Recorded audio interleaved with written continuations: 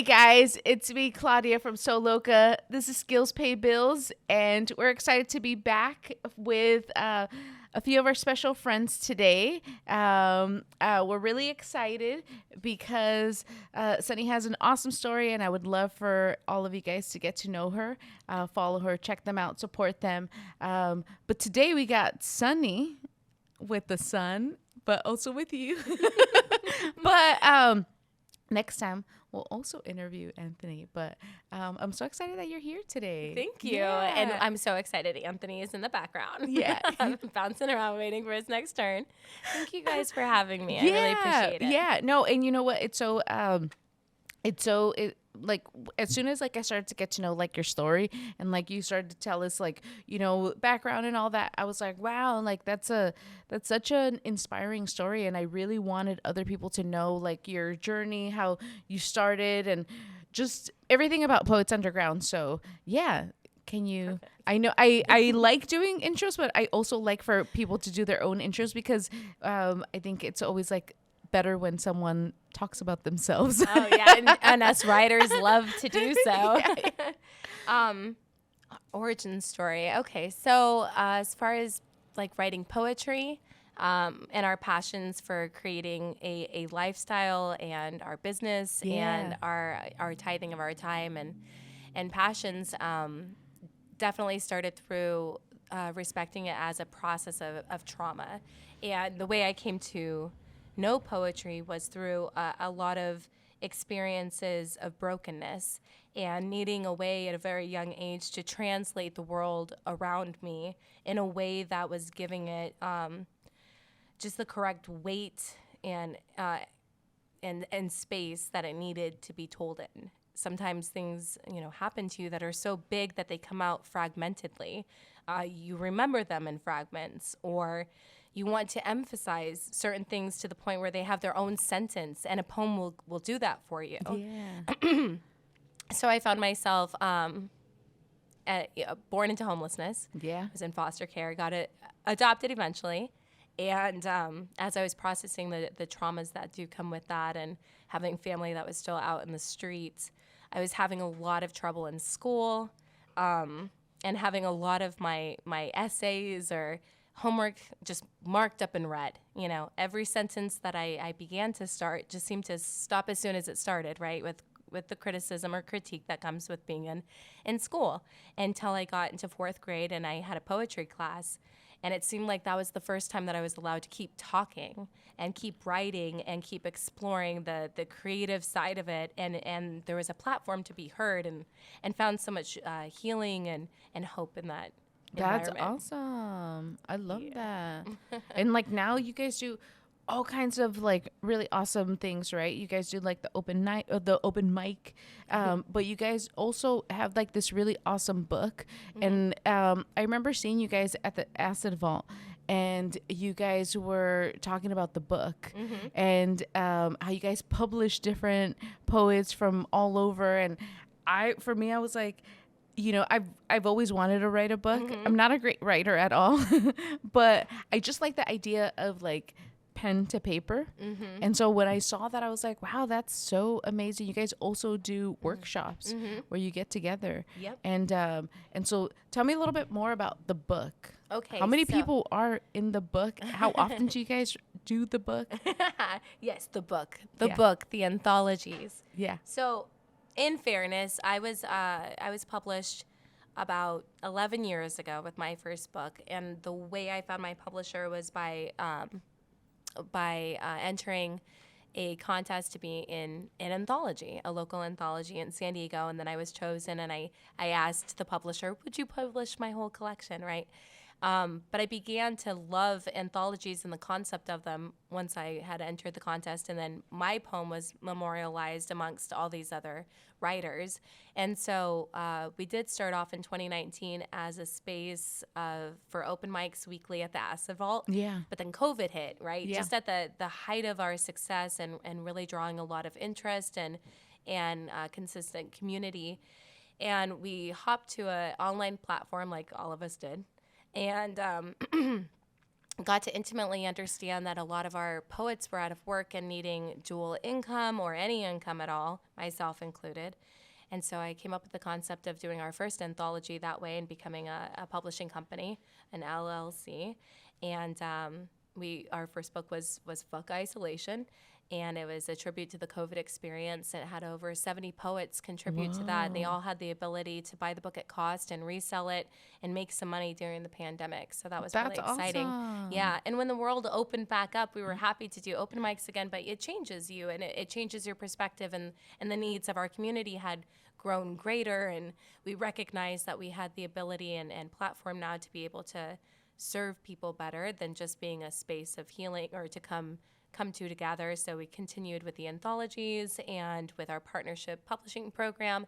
And then we opened up our 501c3 to actively engage with the community on an intimate level of healing. That's awesome. I love that. What makes like a good poet? Oh, anybody could be a poet. That's the most exciting part of the conversation, is that everyone's born with this breath and this beat. It's as unique as your thumbprint and your experience in life. It's really your lens to it all. So I think what makes a great poet is the encouragers around them and the environment that they have, that it's welcoming and that it reminds them that it's not about the product that you end up saying. It is just the excitement that you've been heard at all. Yeah. And when somebody feels like someone's listening, something really beautiful happens in that, and we get a sense of urgency. When someone's listening, we can connect easier to what it is that we want to say. So I think what makes a good poet is the community and environment around them. I think everyone's born with that ability. Yeah. Because you guys bring like so many like of a different kind of like element. When I used to I don't know if you've ever watched that like show Doug, like in the 90s. So there was like a cartoon, right? Oh, Doug. Yeah. Okay, And so he had a sister, wow, and the we're sister. I'm going with you. This is a travel. This is a travel. Tell me about Doug the poet. It's okay. So Doug had a sister. The sister was, she was a poet, and she was like very like, but she wore black and all that kind of stuff, and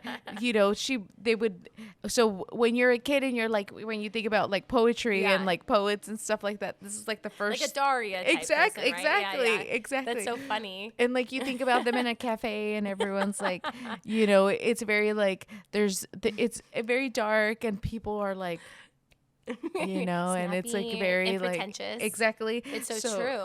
That is a type. That is an option, right? Yeah. I think everyone has a pre-notion to poetry. For me, I think before I realized what I was doing, I thought of it more like an unobtainable Shakespearean way that you learn about in school, where it just sounds irrelevant and unobtainable, right? Like a lot of work and confusing, eloquent, but maybe just outside of the parameter, right? And it seems more constricting than creative and freeing. Or another person might think of poetry like with just spoken word, right? Where it's so performance and it has like a very obvious stance to it, but that again seems a little bit limiting and maybe unobtainable if that's not your way of expressing, or you're not there for the whole gambit, right? Like you just want to write, you don't necessarily know if you can show up in that intensity, or if you want to stay within that intensity all the time, or there's the Daria, right, where you're like, whoa, you're like full-fledged, you're living the life, like you wrote that one poem and man, your like whole identity is centered around it now, and you're at the coffee shop, you're doing the dang thing, right? No, but we do have a really great inclusive group where I think the invitation, I know the invitation has gone successfully over to come and explore just writing in all sorts of forms and formats and styles, and everybody's welcome to the stage. So we're not competitive, we're not scoring, which is slam, and it's really popular right now, but and there's a lot of greatness that can come from that when you're perfecting your craft and you're running that peer review. But I think for getting started, it's more important just to be encouraged to show up at all, and then to be brave enough to go into those corners of your experience and want to express them in a live audience is such an exciting Oh thing. yeah, no, for sure. I think that when we did the Make It Last event, when we had you guys there, when we talked about live poetry, when we were telling people like this is what you should expect for the event, Yeah. the live poetry was where a lot of people were like really excited about it, and I do think that you guys bring that element where it's not so dry. It's there. You could feel it. You could feel that the room is like still and is like listening and, wants to take in every single word. And how did you guys start with the basically getting people together and, how did that become like a thing where you're like, hey, we're going to do this performance? Like, Right? where do you get all the poets and how does that Where do you happen? get off doing Yeah. Where are they? This happened. So Do you pick them cool. up like at Home Depot or like where are they? Where are the poets? Freaking everyone's a poet, Yeah, man. No, but actually how it happened was a beautiful moment of opportunity. I had been working in social work field on and off like 20 years, and I found myself unemployed for the first time in I don't even know how long, because as a single parent at the time I was always triple employed to make ends meet in San Diego. But I found myself in this area of time and space, and I was invited by a friend to go check out the Acid Vault. It was about to open up, and the artist of the Acid Vault, Aubrey Miller, was looking for a poet to do one poetry night.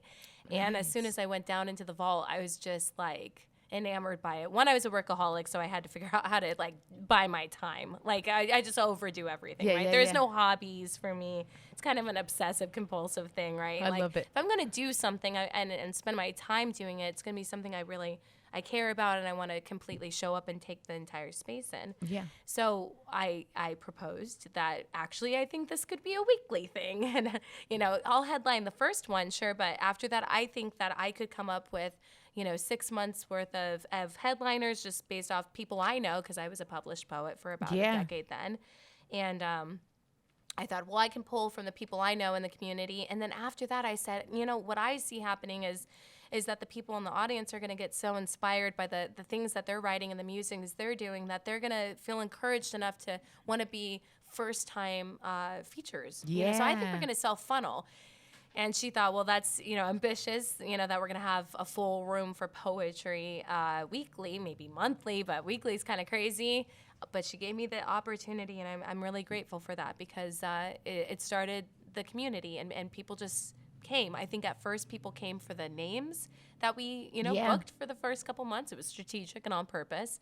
But then after that, I think they came for the opportunity to have their 5 minutes and their new work that they were doing, and like our, the new shit that was coming up was just more and more that people were wanting to share and expand on. And man, it was so cool. People were making friends of all ages and totally different backgrounds and styles, and spending time with one another. And this first crowd was creating better content and deeper relationships, because you're not having small talk, right? Like you're getting right into it. You're saying how your week or your life has been up into that moment of the mic. And so the friendships that you do build in these spaces seem to outlast, modern day technology, simple ones. And so I think our community has become so robust through the type of space that we hold. And we made it through COVID. We came back out. We were in celebration to see the familiar spaces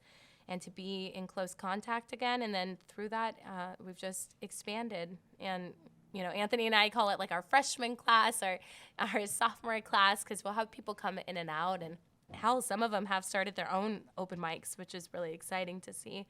But yeah, that's how the community came to be and grew and exists today. That's awesome. Yeah. And I love that it's such a variety of different people, and everyone at that event had like a totally different style, and you can really like feel it. Like it felt like performance art, right? Where it's like someone's out there, they're doing their thing, and it just felt like such a good energy, Can you what about like these writing workshops? Yeah. So how if someone's interested, and like me, like I I always say I'm not a great writer. Like I can't write an email, Doubt but it. maybe I could be a good poet. But bet you you could. know, but it's like, you do get a little bit intimidated of like where to start, Mm-hmm. and there.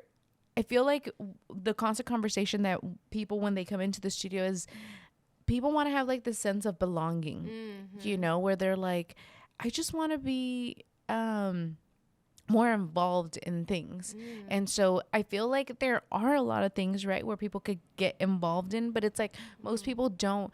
We forget to do that introduction of like, this is how you, if you want to join like the club or the party, this So is how you true. join. It's like I feel like that's not like a constant, like repetitive kind of You're like, right. where we're just kind of like, this is the club, and then you're like, oh cool, like, and Yeah. it could be intimidating Mm. to ask people like, how do I join something like this, how do I Mm. because I think that in the last week, that was that conversation that I heard where there was a few people that came into the studio and they were like, I just want to feel like a sense of belonging. So if someone did want to, get in on like the writing circles Mm-hmm. or anything that you guys do, how do they go about something like that? Wow. Well, I think it's just so great that you even recognize that barrier. And we Yeah. do take it for granted because I know you personally enough to know how welcoming you are, right? Yeah. But that wouldn't be the assumption. Like walking by, this could be like a super intimidating place. Like it's super cool looking, right? Yeah. And maybe you just feel like they're too cool for me. Like, I don't know if I'd be welcomed or what that Yeah. is. So we do forget the invitation. So that is nice to want to drop down. Well, first of all, to all listening, you're so invited and you're so needed and welcome to everything that Poets Underground does. We're an inclusive community, and that's part of our mission statement is to create and foster healthy, inclusive communities through the arts. And as far as our workshops go, we do curate individualized ones based off of the expression of needs. So, right, like if you were to Yeah. come to us, Claudia, and you were to say, I want some one-on-one, with writing, or I want to get a small group together. Do you have other players of interest? We could create a customized, experience for you. We also have a cabin out in Big Bear that we've used for writing retreats as well, and can That's so create something awesome. local or virtually or out in the cabin, whatever is needed. But beyond that, with our 501c3 and our outreach efforts, we've tried to be really deliberate about going into the community too, and letting them know how to use this medium instead of have to think about it themselves, right? Like how you're Yeah. just describing. We have a new branch of our Poetry Heals program, which is our servicing our veterans and our active duty military members so that they can process the traumas of PTSD and beyond Yeah. through the medium of poetry. We also work with Kupanda, which is an organization that serves refugee children and teaching them basically just to fall in love with the English language and their own expression and not lose their culture, how to bring that into poetry, how to reserve it in poetry, how to memorialize its legacy there, but also work through the hideous language of English with a little more confidence with Yeah. poetry, and less red lines like I was saying my experience was. And then we go into high schools. We have a homeless outreach, mental health outreach, and jails as well. So we try Yeah. to go into the spaces. If you're interested in coming to us, we have a residency at Queen Bee's the first and third Thursday of every month. We try to always have like that open mic residency. Even though we've expanded beyond that, it's the heart of how we do our outreach. So it gives you an opportunity to come, sign up for the mic, or just talk to us and let us know like how you Yeah. are. Like I want to get back into writing, or I want to start writing, or I want Yeah. to know if I suck at it. And you're so welcomed, and you're so invited to everything that we do. Yeah. That's so awesome. It so it seems that the um mental health aspect plays like a gigantic role in like, the healing process of, poetry is that healing process. Can you expand a little bit more on that? Yeah. So I think Because I think it's more it's definitely like more on your personal journey, right? for sure. I think it's also just the nature of it. working with homeless outreach a lot and feeling that survivor's guilt a bit myself from coming from the community, I really believe that everyone just wants to be heard, and Yeah. that poetry allows you this natural medium in where you take turns listening and talking. And you also get to dramatize, like having a microphone, amplifying myself, seeing how that feels, inner child healing, going back to these timelines that are left in desperate sentences that need to be finished, or redone. Yeah. We grow up out of situations that were too small for us at the time to understand. Then we grow up and realize the unfairity of it. And we wish we could go back and advocate for ourselves or the situation better or create justice. Everything can be done through the spoken word or even the written word if you don't have the need or desire to share in an open room, but just to write it down, just to not let it live and fester inside of yourself, but to put it somewhere and let it dramatize itself out. Say it exactly how you wanted to say it. You don't have to take it into consideration how someone's going to respond to you. Just to finish talking is such an important human need, and it seems to have a variety of healing. Just that in and of itself, and poetry is just a little helper tool to get to do that. That's so awesome. I definitely it definitely resonates a lot with me that you're talking about, wanting to be like heard and all that kind of stuff. Right.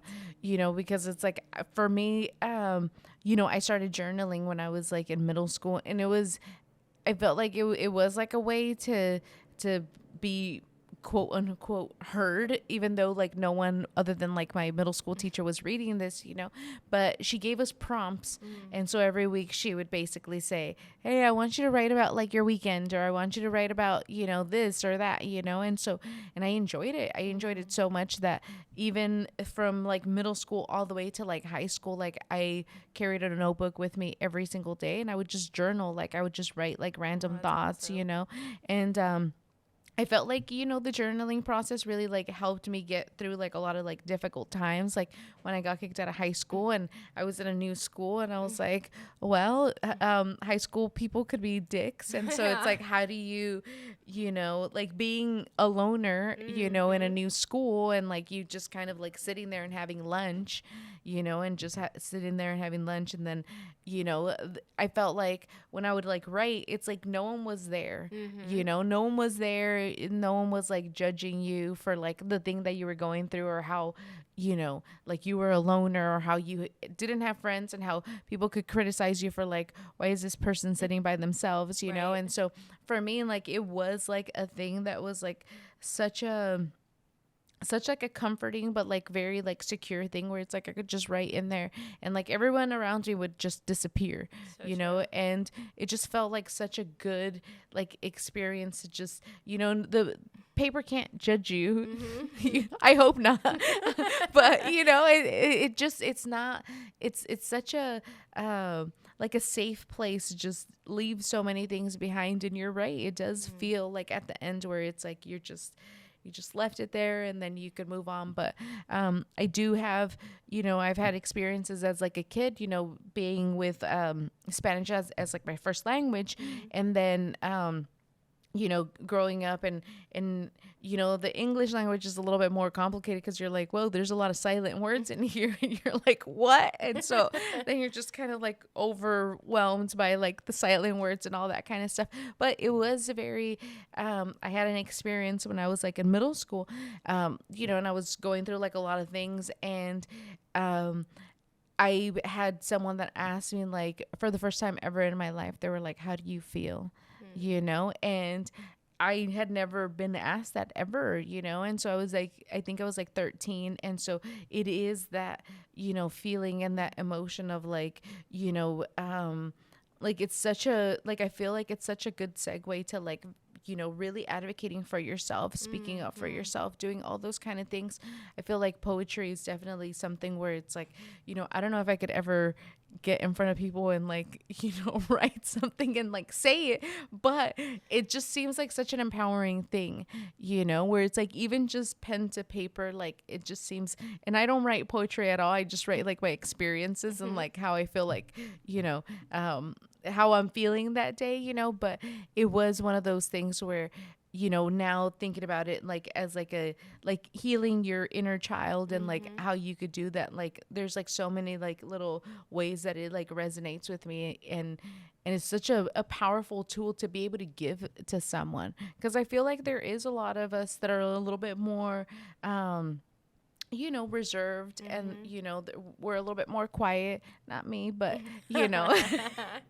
but my friend over here, but I think that it's a great way to like ease into like maybe like a healing process, because it is a little I feel like obviously if you're performing it, then you got to be at a different level, but I feel like it could definitely be like a healing experience, and I feel like you've gotten to do so many amazing things because of that healing journey, and that's why like I was like so inspired by your story, because I was like, whoa, like there is a lot of people that they're impacted by like their everyday life, the cards that they were dealt with. Like we didn't choose to live these lives, right? We didn't choose to be born into like certain things, and so but the fact that you took all that and like showed like how resilient you are, now you're giving people like these tools to be able to like now do the same, it's really inspiring. And so for me, I was like, whoa, like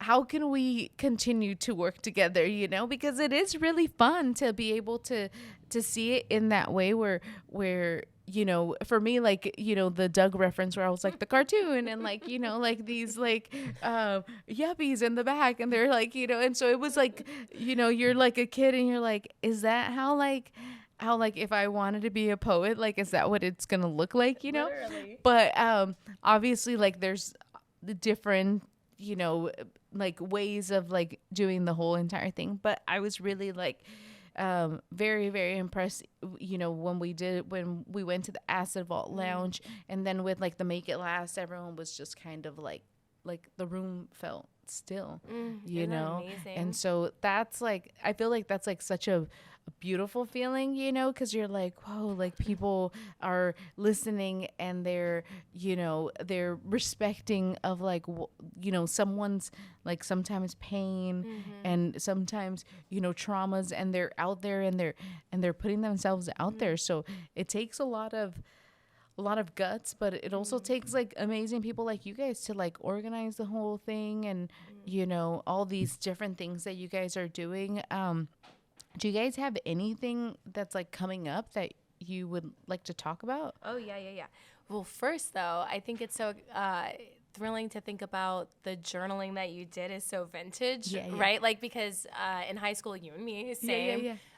We could get lost in a book to look distracted, like the loner, protector part is like, I'm not a loner. I'm like clearly busy doing something. Exactly. But now it's a phone, right? Like, so we don't have the same mediums to tap in, but it could be the notes section instead of like to be encouraged rather than just like doom scrolling away, but to spend time in there. I'm very envious of you for being able to stick with a prompt and write it all the way through, though Anthony and I did just finish a prompt book that we're publishing this week.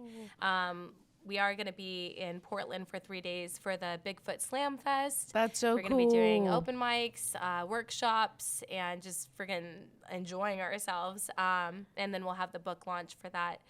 But back to the idea of processing like in real time and how it works for people, or even how to like write a poem. You had so much great content. Like literally, I think like the secret sauce to creating a poem is to slow down and understand in your own talking what part of it was wanting to be emphasized. So you could be like, I like when I talk about Doug. It reminds me of the 90s. When I think of the 90s, it reminds me of the time I would journal. And when I would journal, it was the time that I could be heard for the first time. Like the time when somebody asked me how I felt. I was only 13, but I had never been asked that before. And now I feel like it could finally be seen. Yeah. So it's really, you're already speaking. Damn, so good. Right. It's like, But it's kind of like that, right? Like you're already saying it, and it's actually just when you just slow down, extroverted or not. I'm very extroverted, but I have some serious recluse times and needs. yeah. Or I can get really caught up in like the busyness of the mind of the extrovert, to where it's like super crucial that I slow down and process. But when you do slow down and you write it out all the way through, you start to figure out like, what is it that's interesting to me, or oh my God, that totally resonates or connects. That's the highway of the poem. Yeah. Oh my God, like Doug totally reminded me of like the first time I was ever asked how I feel. Like that's super significant. Like what the heck? I've not thought about that in years or maybe ever, but that's actually really significant. And actually, I want to show up in other people's lives, and I want to be the first person to ask them how they're feeling, though I also recognize the unfairity that we don't ask that enough, you know? So like you can just layer in it all and breaking it up, and that's a poem. And you talk anyway, right? So like when we just talk intentionally, we're creating a work of art.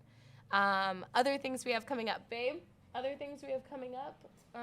We're actually launching or announcing today that we're part of the Envision Festival in September. So That's we're super awesome. excited to be. Congratulations. Thank you. Yeah, that was one that we had to like actually, you know, send in like a whole resume and put together a whole gimmick for. So we were excited to get selected for that. It awesome. always feels good to be selected, right? Sometimes I wonder how things are translated. Like, we do really cool stuff. It feels good to be in the room, you know. But you're like, how do I express that in a valuable way? So I'm happy that we were chosen for that. That's so awesome. Yeah, and then starting the Copanda gig. We just started it last week. Was our first time meeting with the Copanda kids. But that's a 2-year contract. So we're going to be developing some serious relationships there.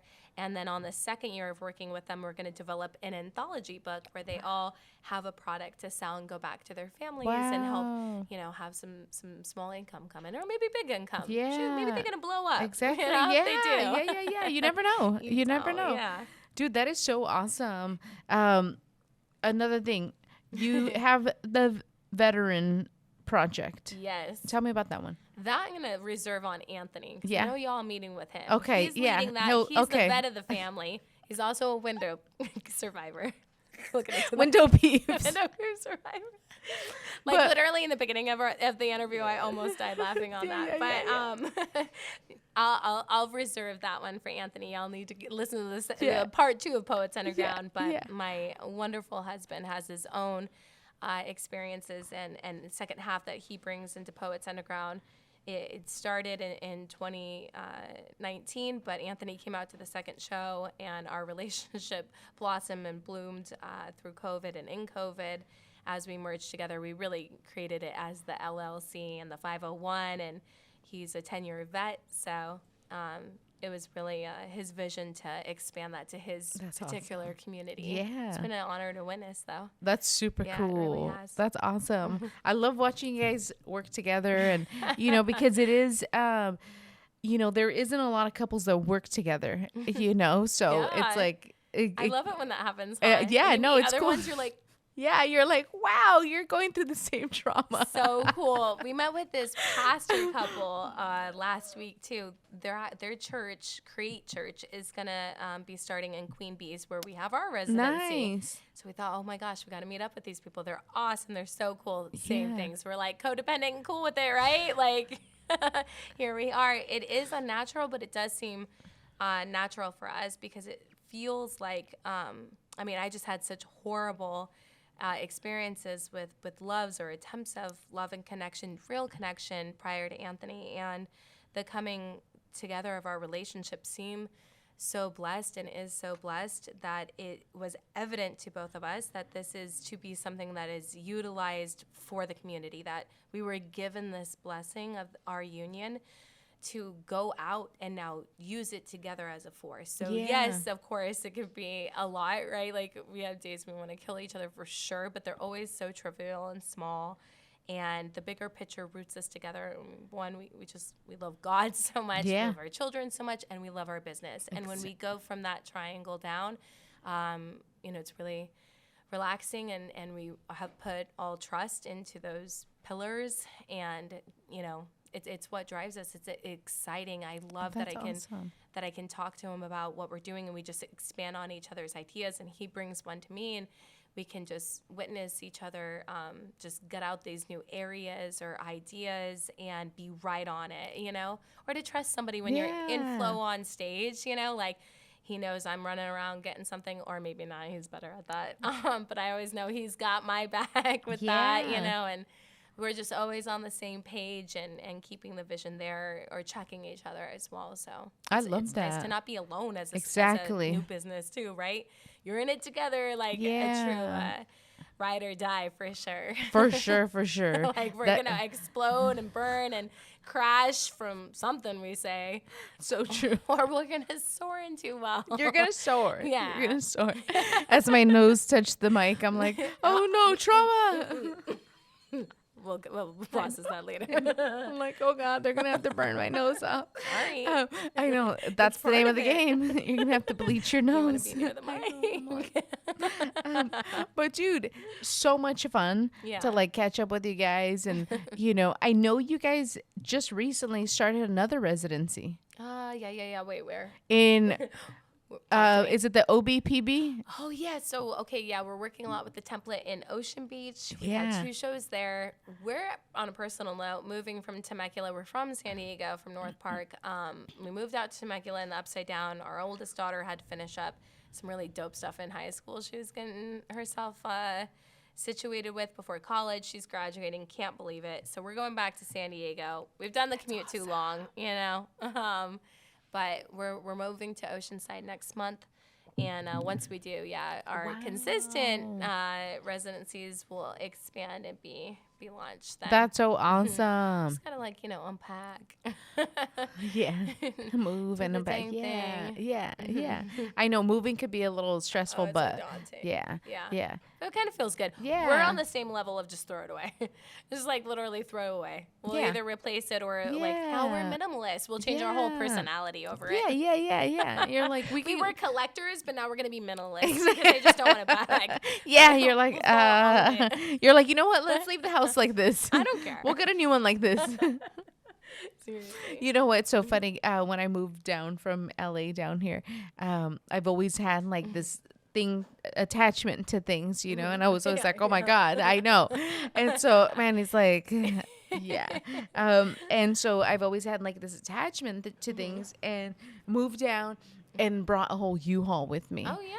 And I was like, that seems reasonable. Why? Now I think about it, and I'm like, why did I have to bring that couch that didn't even fit in the living room? Why did I have to bring all these things, know? And so, but I think it was like one of those things where it's like, where do you leave all this stuff behind, But now I'm a little bit more mindful of like, hey, you know what? When you move, it's like, it's a great time to like purge things and get rid of stuff. And so that's the great thing about moving. And the great thing about moving is like a start, like new start, and, just new scenery. Exactly. Redecorating, all that stuff. So true, I'm excited for you guys. Thank you. Yeah. For you guys to be closer. Me too. Mm-hmm. Yeah, it's gonna be good. I think it's good to have that like sea breeze too. Yeah, it's something to be said for that. Exactly. Yeah, I know. We pay a lot of money for that. Come on, show me what we're paying for. For rails. I know. The good thing is the sun has been out recently, but recently it has not. I know. You're like, really? We pay so much. Come on, get it together. I'll do it for another podcast on conspiracies, but the sun used to be out in my childhood. Exactly. Mine new. too. This is new. This whole fog situation, new. It's global warming. It is. It's new. Something that has submerged. Exactly. Or emerged. Exactly. But dude, it's been so awesome talking to you. And, if they want to look you guys up or, do all that stuff. No, they will. If you guys wanna, yeah, you gotta check them out. You gotta. Love for you too. So Instagram poets_underground_poets underground, and then our website is poetsundergroundpress.com. Nice. Yeah. That is so awesome. No, thank you so much. Yeah, no, I thank appreciate you. This is so fun to talk. Yeah. the things we love and why. Yeah. Yeah. Woohoo. But now after this, we get back to the window peeps. The window peeps. Where are they now? Where are they now? Internet Episode sleuths. 1 coming soon. Where are you at? Where are all the window wanna peeps know. with the signs? Like, We miss you I guys. know. We are thinking of you this For whole time. I do love it when they do like episodes on like, where are they now? Yeah. Because, you know, you're Would like, where anybody are be they with now? us? They're like, I'm just a regular man in like But they New never Jersey. Are. It's Yeah, always no, like Corey no. Feldman. Yeah. You know what I mean? Like, it's never like chill. It's never a good update. That's like the secret. No, Like, I know. Yeah, that's like our I like know. vile trait, you know, as humans. We want to know the bad thing. I know. It's so bad. But hey, thank you for coming in and hanging out, telling us all about you. I'll be back. Yeah. Part 1. That was so good. Yeah, that was awesome. Oh my gosh. Do you want? I loved it. Yeah.